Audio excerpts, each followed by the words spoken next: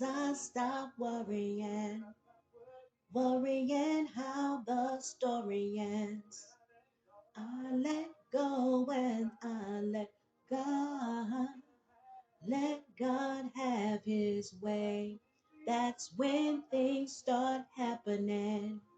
When I stop looking at back then, I let go and